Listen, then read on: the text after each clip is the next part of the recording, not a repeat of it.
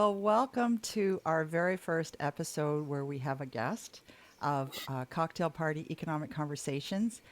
We're featuring chapter one, which is about scarcity, and we have our very first guest, Megan Oldfield. And Megan, I'm just so glad you have agreed to join us today. Well, of course. Thank you for having me. So, we're Yeah, going to find so out a bit about you. yeah. Hi, Megan. Hi. Thanks for coming on. And so you're the GM and Senior Vice President of Operations at Homestars. I And am.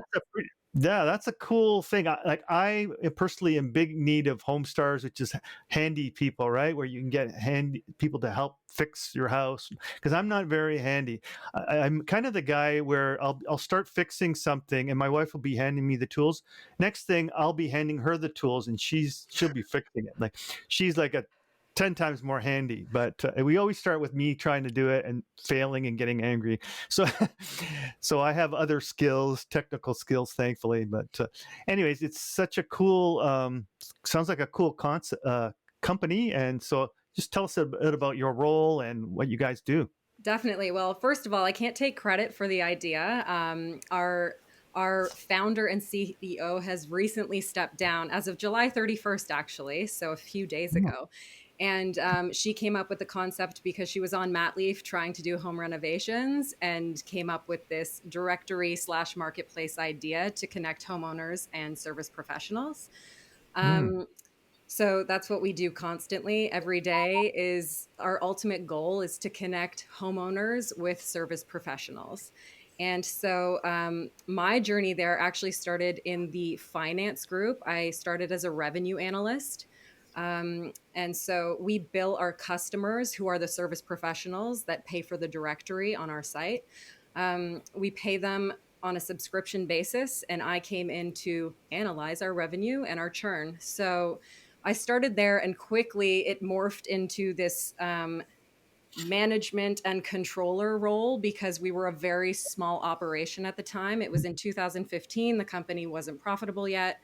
And there was a lot of processes that needed to be sort of optimized, I'll call it. And so I kind of dug in and overtook the entire finance operation at the time. And within a year or two, we were profitable. And then we were actually acquired by Home Advisor, which is a US company under the IAC umbrella. And so Home Advisor eventually merged in 2018 with Angie's List. And so now they are ANGI Home Services as a whole, and we roll up into that P&L. And so they're the number one marketplace for home service professionals in the US, and we're the number one home services marketplace in Canada right now. So we do a lot of piggybacking for sure. And there, so from there, after the acquisition, I was still in the finance group, but obviously really, really intertwined with all of the operational backend integration with systems in place. So even though my role was finance focused, it became very broad at the same time, trying to interlace all of our systems together at one time. So, with that and my broader operational focus, that's how I kind of merged into this role. And now that our CEO has stepped down, the CEO and founder has stepped down, in place came me and my co GM, Shir Megan, who's actually the SVP of product and marketing. So basically, the organization has now been split into two groups. Any customer facing organizations, so sales, customer success, business operations, finance operations, and people operations, as we call it, which is HR, now roll up into me. So that's been my journey so far. It's been very, very busy, but it's been really exciting, and it's really, really fast paced. What do you Wow. think you gave up to do this? Like, what's it? I know one of the things in chapter one is about scarcity. There's only so much time, there's only so much energy. In there, you had a baby. I did. So, I did. I have a 15-month-old. yeah. So, what do you think it's like? What do you think the costs have been? To be honest with you, for me, the cost has been time Well, personally, it's been time. I've kind of poured my blood, sweat, and tears into the company, and I love it. Um, and, you know, from a business perspective, I've had to learn how to prioritize and so give up things that may not be the best opportunity at the time, right? So we've Mhm. had to really, and I have really learn how to prioritize my time to make the most optimal choices of what the best payout would be, right? So it was all about allocating the resources that we had at the time to get the optimal information to be the most efficient possible. Cool. Let me ask you. So right now, during COVID that we're in right now, so this podcast will probably go on to the future when it's not COVID, hopefully. So is this kind of service that you're providing, is it scarce now, or like are people just doing their own work, or is there a demand for the services that you provide? It's actually funny. So, in the heat of COVID, during the first 2 months of COVID, we did see a decline in business, and there was definitely much less demand from a consumer standpoint as well. I think there was a sense of panic in the air. And so, a lot of our customers, so a lot of the service professionals did cancel their services or want to pause them, and we weren't seeing the volume of the consumer service requests that we were in the past. They dipped by about 42% for about 2 months. Um, but then as that heat passed, I guess it all that pent up demand skyrocketed, and then all of a sudden, towards the end of May of 2020, I guess that's what we're in now. Um, Yeah. all of a sudden we saw a flood of all of these service requests coming in, and so Yeah. we had to make Everyone's sure at that home looking at all the stuff they need to yeah, fix all the time. They're all day. They see, oh, I got to fix that. I got to fix that. honestly. And you know what's funny, yeah, so it's that, and then I think that what happened is, all this money that people had saved up to travel, they can't Mm. use it because no one's traveling anymore. So now they're like, hey, let's do some home improvement projects. We found Hmm. though that most of the improvement projects were on the outside of the house because people are still a little uncomfortable having people come into their house. So Right. most of them are landscaping projects, pool projects, like lots of installing pools and things Hmm. like that, Yeah, right? I noticed So when we had this influx of demand coming in from the homeowners, we had to make sure that we could actually supply all Yeah. of these service requests. So actually, our sales went up as well. So we made a comeback really really quickly from that little that. dip um, in our business for about a 2 month period. So we're actually ahead of the game again. We're at about a 10% growth rate right now. Our target was 35 for the year, but that it's increasing month over month. So all that pent up demand came in, and now it's about trying to make sure that we have enough um, service professionals to actually do the work, right? Mhm. And that's the ultimate goal, just balancing this marketplace constantly, right? All of our data and all of our visibility is about just getting this data at the forefront of everybody within the business so that we know where to acquire either supply or demand. Now, how do people like you're a directory, so do people just say, is it like an old-fashioned yellow pages? So So, we are a directory that is morphing into a marketplace right now where we do a match system. So you can either use our site as going onto it as a directory where you search up a certain category or service professional that you're looking for, and you can do your own research based on using us as a directory. However, in the past year or two, we've been slowly morphing into a marketplace where you can come into our site and go straight into a service request form where you input a number of criteria items that you need based on the project that you're trying to complete. And from that list of criteria, we will match you with a service professional that's that provides that service, that has a good rating, that is in your area, that has that task listed as something that they want to do. And then we will serve up a list of service professionals for you to choose from. It'll be a list from 3 to 5. And then we hope that that service professional is available to do the job. I Maybe know you an should in, add some techies on there on that list. Maybe you should branch off into techie people to help set up Zoom calls and that kind of thing. Yeah. Set up mics. I was just thinking about how in the book we actually discuss people finding each other, online, right? Which is basically a For sure. dating service. Yes, it's exactly that. Yeah. So in this case, people are just, I'm looking for pools, get a pool installation or a hot tub, and then they just sort it out as opposed to you're looking for your life's partner. Yeah. Yeah, it's exactly that. And we're actually, we're really just trying to serve up the best service professionals so you can make your choice, right? And then we hope that they're available to fulfill the request. So Um, they're rated and that type of thing. So yes. you can make your choice. And, we have a distribution algorithm that works in the back end to serve up the appropriate service professionals based on the request. Hmm, And it's ever evolving, obviously. How many cool. people work in the company now? So internally, we have about 130 people working at the company.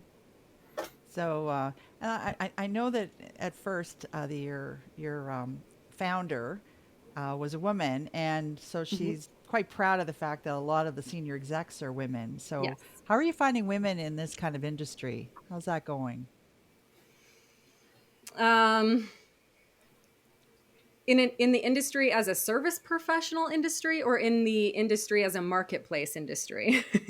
That Pick one. It either, doesn't matter yeah. to I me. mean, it's funny. So um, I've been so used to having, at least a 50-50 split with women and men at the table, for me, that I've never really noticed anything different about it. Um, you know, I do notice that internally at our company, we have more women at the table than we do at our counterpart subsidiaries and parent company. Um, and I think that might have to do with our CEO and founder, and just people, women gravitating to her because she had children and a family and was still able to do it. Um, so I don't know. For me, it's just what I've always known at the company, so I don't know to compare it to anything else. And I've always been in companies that have a high percentage of women at the table in a management position. That's Luckily. great. Yeah. Yeah, So when you left, you were a co-op student at Guelph, right? I was. Yes. And my co-op position when I was at Guelph, I worked for the Greater Toronto Airport Authority. Yeah. doing what was I? I was a data analyst for a long time. And then I ended up working at an engineering company. Mhm. Same thing, kind of revenue analyst type role in their finance department. And that was also short lived. And then I went, actually totally branched out and went into retail. And actually helped open up the Brandy Melville franchises across Canada, which is a clothing company for women only. But the target age is actually between like 12 and 20, I would say. And so that was super fun.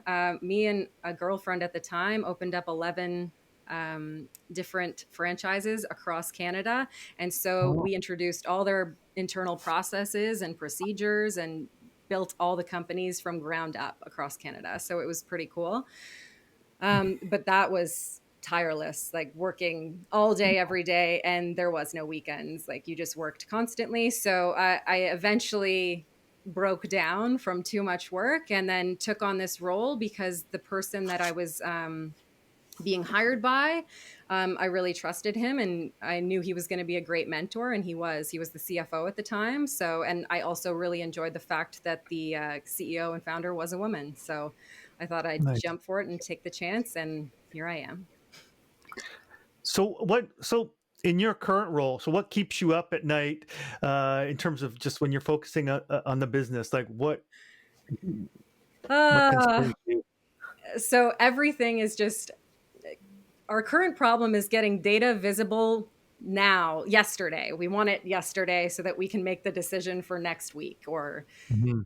And so we need to really build up our data teams. And because we still have a target bottom line that we have to hit at the end of the year because we are part of a public company. So our resourcing is very lean for what we need to put out. So scarcity, there it is again. We do have scarce resources for what we want to accomplish. And so I feel like the problem that we're trying to solve right now internally from a resourcing standpoint is just making sure that we're prioritizing what data is the most important to be at top of mind to make sure that we're moving in the right direction for the business. And so my data team probably wants, you know, to say some very bad things about me sometimes because every other day I'm like, you know what, stop doing that because we need this data faster. So stop focusing on that and start looking at this. So I know, and in the chapter 2, I actually read it, but in the chapter, I know it does mention that multitasking is not a good thing. I remember multitasking at one point in time was a really good thing, and you were supposed to say it in interviews, right? Like, I'm a really good multitasker. It's actually a really bad thing, Yeah. and because you're not focused, and constantly I have to, sit back. And what keeps me up at night is like, Megan, just focus and get this one thing done so that we can move on to the next thing. Because I always have this shiny new toy over here that I want to Mhm. see if we should start thinking and moving this way. And then I go to my team and I'm like, you know what would be great though if we added this over here. And then it's My always wife calls me a new my wife tools calls for me a me. monotasker, so Yeah, I exactly. cannot multitask. Yeah. So Like, where's the peanut butter? I need the peanut butter. It's like, I can't exactly. multitask. Exactly. Those are the things that keep me up at night. Cool. Not having enough information or Mm. thinking I need more information to move forward with decisions. Well, I can imagine that information is very costly to acquire. Yes. Getting that level of, where do you go to get information? Like, what information are you getting? Huh. Um, So a lot of the information that we're looking for is real-time visibility in supply and demand. So supply for us is our service professionals, and then demand for us is our consumers, so the homeowners, right? So we want real-time visibility to the service requests coming in from our homeowners versus our service professionals that are available in that area. So we want to be able to pinpoint in marketplaces the activity in real time of supply and the demand so that we know where to acquire leads for each side, right? So that we can balance the marketplace. So you do not want excess supply or excess demand. We do not. You We want do not equilibrium. at all. And, we find that in a lot of our overdeveloped or developed markets, we have an excess supply of service professionals and not enough service requests coming in. So our service professionals, they'll call in saying, I'm not getting the value for my subscription like you told me I was. Like, where are all my jobs, right? And then, the opposite problem is in our seed markets where we don't have many service professionals. We have more service requests coming in and we can't fulfill them, right? Right. So Yeah. it's a balancing act. It's trying to get the Yeah. perfect mix of supply and demand in each market. And so this is the visibility that we're trying to see in real time to know where to target our acquisition strategies. Um, That's interesting. Sorry, being home with COVID, I've used some of the services out there like DoorDash, Uber Eats yep. a lot, right? And those guys probably have the same problem, right? Like, when I order from DoorDash wings or whatever, you see the little car and pick it up. Yep. I mean, they probably have the same issue, right? You don't want 50 guys around here in Oakville where I live, trying to Yep. service like a small group of restaurants Hmm. and clients, right? So Yeah. the It's the same demand. thing. So it's the same interesting problem trying to figure that It out, is. It's right? such an interesting problem to have. And so, making sure that we have that data, right in front of our face at all times, that is our ultimate goal. So, we have a number of people internally working on making this possible. So, they're all people that are much smarter than me, way more technical. And so, I'm constantly on them about, how do we get it in this way instead so that we can Mm. feed this information, consistently on this basis to these people specifically. Right. And, yeah, that is our biggest problem to solve every day. And you can't really let price do the adjusting because you still have outside competition.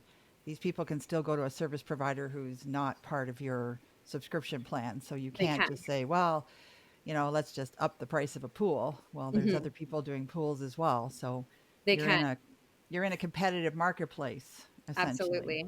Absolutely. And that's why we try to, we try to feature the service professionals that use our service by, having them verified by HomeStars, which means they're properly licensed and bonded, and they've been, they've had background checks. And so we showcase these service professionals, and they've got kind of a more sexy profile than other service professionals that maybe don't pay for our service, right? So we try to make it so that they get value out of their subscription from us by making it more attractive to hire these professionals. It's really Interesting. cool. So, Yeah. Yeah. thinking back to intro micro, did you ever think you would be using these ideas in your everyday life? No, not at all. Not at all. And it's so funny you asked me that.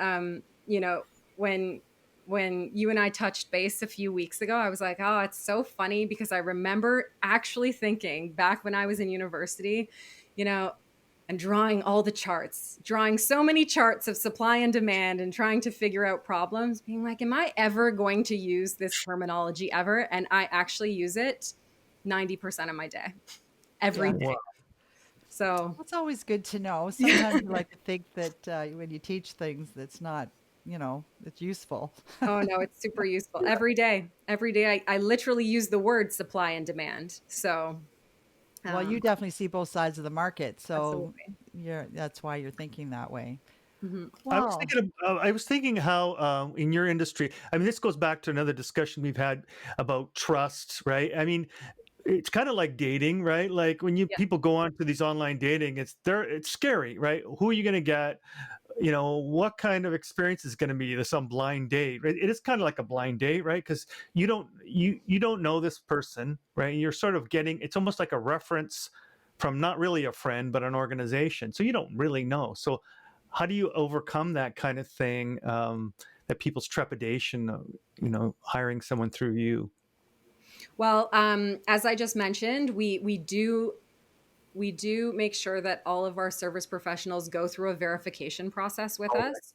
Um, so they'll have a badge after they've completed it. So that's how you know they're trusted by HomeStars.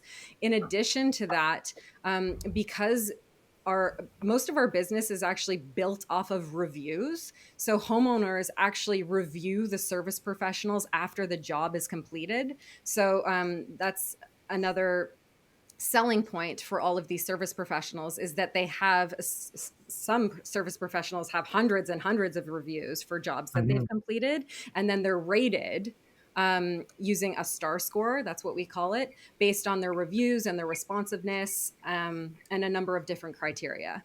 So that's how we can fully commit to saying that we as HomeStars trust serving up this service professional to you to complete this job. it's interesting. I mean, it's not about scarcity, but it's about in a marketplace you can have what's called asymmetric information. And Mhm. what you're basically doing is providing a warranty. You're Yeah. saying we're saying that these people are trustworthy. There's a warranty that they got the stars, Hmm. so that they can be trusted to go into your home. Yep. And I think that it is true. Like when I think about people especially in the time of COVID, it's like I would imagine a lot of people just don't want people in their home, and they also, and if you lived alone, you might be very reluctant to have someone come into your home. So you have this feeling like you want to trust these people that they're safe, Yeah, right? That they're. absolutely. Do you have kind of a safety thing? Like, do people in their comments say, "Oh, I really like this person. They seem really trustworthy," and Oh like, yeah, do for people sure. comment? Yeah, for sure. And I mean, we publish bad reviews too, and we don't take them down, even though the service professionals fight to get them taken down. Like if it meets if it meets our review criteria, it stays up no matter what. And so everything on the site is true and sincere based on what homeowners write about them. How do you avoid having like, I know that it's easy for people to see like the highest reviewer. Everyone wants to get that person, right? So how do you sort of spread it out? Because one person can't do all the say plumbing jobs, right? And 5-star, right? But it has to be distributed to the 4-star and the 3-star. Yeah. How do you deal with that? So, great question. But our distribution algorithm actually runs off of I'll call it a hunger mechanism to kind of avoid that, so that not the same pros are being served up all the time, and that there's a level of fairness and kind of rationing, so that we're serving up other people that are maybe looking for work. Oh, that's interesting because I mean, part of chapter one is talking about how to allocate you know Yeah, these resources to these people, and you're actually saying we're going to cycle people through in some sort of random way to make sure that everyone gets a shot at being one of the five that you get to pick from. absolutely. Yeah. Because Very people need cool. an opportunity to get stars, right? Yeah. I've been in other markets like that, like Upwork, where you can hire contractors to do, programming or web design, whatever, right? Mhm. So it's the same idea.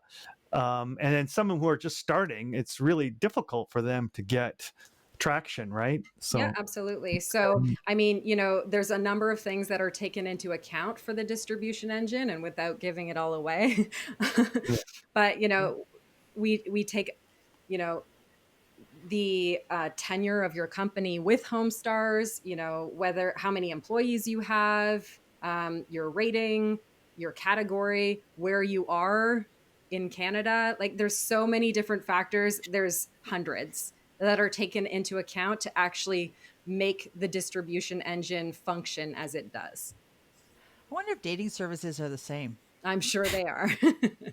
Like you're putting in your what you're looking for, and I wonder if it comes back. Yeah. I And wouldn't uh, know. I married 36 years, so I don't know. yeah, Me too. I'm I've sure been it does, married. and they're ever evolving. Our distribution algorithm changes every month, right? Like we're constantly looking at the data to say, okay, this doesn't make sense over here. We need to tweak this a little bit so that it makes more sense. And we have to analyze the risk factor of making all these little adjustments all the time, whether it's a positive risk or a negative risk, right? So how do you assess that? I mean, how do you say, okay, this algorithm isn't quite working, we have to tweak it? Like what comes up that you go, we got a problem or we should try to fix this? Like how Um, do you see that? when we see that the leads that are being distributed to service professionals are being skewed really heavily to one group, we know that something's broken, and it's because we haven't assessed um, a variable properly. And then so we run through sensitivity analyses constantly to see what is causing the skew, and then we adjust based on the outcome.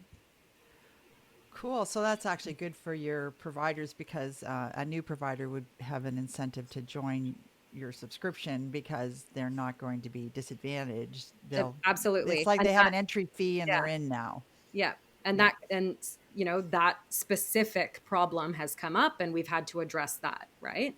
And we're constantly finding new things, and because at the end of the day, we want to make sure that we are not only fulfilling service requests for homeowners, but that service is free. We want to make sure we're actually providing value to our customer base, who are the service professionals, right? because they're who are paying paying for dollars. this, Yeah. yeah, who are paying the subscription. Yeah. So, I guess is this kind of how, has this evolved into like your dream job? Somehow, if you asked me this when I was in university, I would never tell you this is my dream job. Um, but if you ask me now, yes, I feel like it's just, I don't even feel like it's a job, to be honest with you. I feel like it's just an extension of myself where I'm constantly thinking about it. But, my team has a big role to play in that as well. Like, I love who I work with, and everyone is great. And I do love the opportunity to work with, um, you know, our counterparts in the US as well. They've been at this probably double the amount of time that we have, right? So I think like we started in 2006, but they've been at it since like 1994. So they've just been through so many of the pain points. And we're at a stage in the business where we're at this tremendous growth phase and they've already experienced it. So it's nice to not to have to reinvent the wheel and be able to lean on so many people that understand what's going on. So I enjoy it because I enjoy working with all of them. So Yeah, and what are the left it must be rewarding too. You're offering something that people actually need. It's not like you're, candy or Coke or something, right? That's bad for you. people need Um, candy? yeah, that's once in a while. You're right. I do. No, but you know what I mean. Like Yeah. people need help, and people are busy. They don't want, So there's kind of that. It's For nice. sure. And they don't know where to start a lot of the time, right? Yeah. I know word of mouth is still a big one, especially in the service professional industry, Mhm. but this is just an extension of word of mouth, right? Um, Right. especially when people are moving into new cities where they might not know many people, right? Mhm. Yeah, I do like the fact that we're actually providing a service that is useful, and that can be trusted, right? Yes. No, you've definitely solved a lot of the problem in an interaction because a lot of times people think that economics is about money and hard cold capitalism, but I always tell people economics is an awful lot about human behavior and trust. Absolutely. I gotta, I gotta, if I work for you, I'm trusting you're gonna pay me, right? Yeah. Yeah. That there's going to be a transaction where I'm going to benefit, that there's a win-win in this engagement. So I think that people who underestimate trust will end up with a problem where you're actually sort of taking trust head on to say, we're going to create a trustworthy system so that you don't even have to worry about that part. You just have to have the money to do whatever it is you want to do, and Mhm. and we have to find someone who can do the job for you. Yeah. Yeah. Yeah. It's cool. If I ever build a luxury fallout shelter in my backyard, I'm going to call Homestars for sure. Please do. Yeah. No, you're not a prepper.